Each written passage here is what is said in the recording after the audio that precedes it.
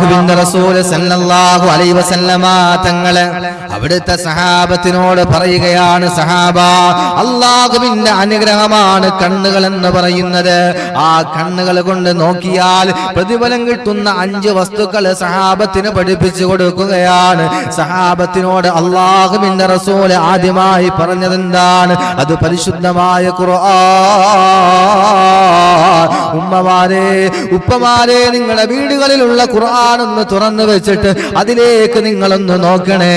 നിങ്ങളുടെ കണ്ണുകൾ കൊണ്ട് ഖുർആനിന്റെ ഓരോ അക്ഷരങ്ങളും നോക്കിയാൽ അല്ലാഹു വണ്ണമേറിയ പ്രതിഫലം തരുമെന്ന് പ്രവാചകൻ നബി മുഹമ്മദ് മുസ്തഫ സല്ലല്ലാഹു അലൈഹി വസല്ലമ തങ്ങൾ രണ്ടാമത് പറഞ്ഞ വസ്തുവേതാണ്? അത് കഅബയാണ്. മസ്ജിദുൽ ഹറമിലുണ്ടല്ലോ ഇബ്രാഹിം നബിയുടെ ചരിത്രം പറയുന്ന, പ്രവാചകന്റെ ചരിത്രം പറയുന്ന കഅബ ശരീഫിലേക്ക് വെറുതെ ഒന്ന് നോക്കിയാൽ ഇബാദത്തിന്റെ പ്രതിഫലമാണെന്ന് പ്രവാചകൻ നബി മുഹമ്മദ് മുസ്തഫ.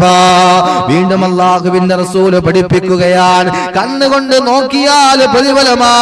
നമ്മുടെ പുന്നാര ഉമ്മയുടെ മുഖത്തേക്കൊന്ന് നോക്കിയാൽ നമ്മുടെ വേദനകൾ സഹിച്ച്, പ്രയാസങ്ങൾ സഹിച്ച്, ദുഃഖങ്ങളിലായി, പ്രയാസങ്ങളിലായി നമ്മളെ നാമായി മാറ്റിയ നമ്മുടെ ഉമ്മയുടെ മുഖത്തേക്കൊന്ന് നോക്കിയാൽ അത് ഇബാദത്തിന്റെ പ്രതിഫലമാണെന്ന് പ്രവാചകൻ നബി മുഹമ്മദ് മുസ്തഫ.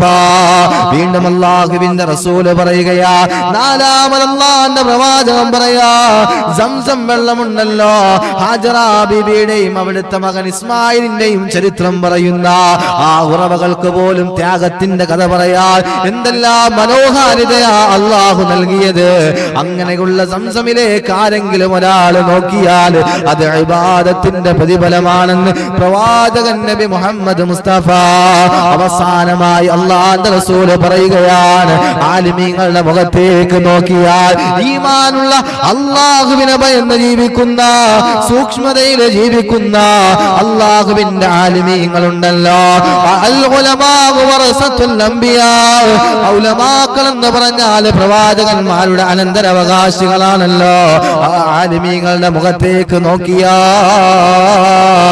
ഇബാദത്തിന്റെ പ്രതിഫലമാണെന്ന് പ്രവാചകൻ നബി മുഹമ്മദ് മുസ്തഫ.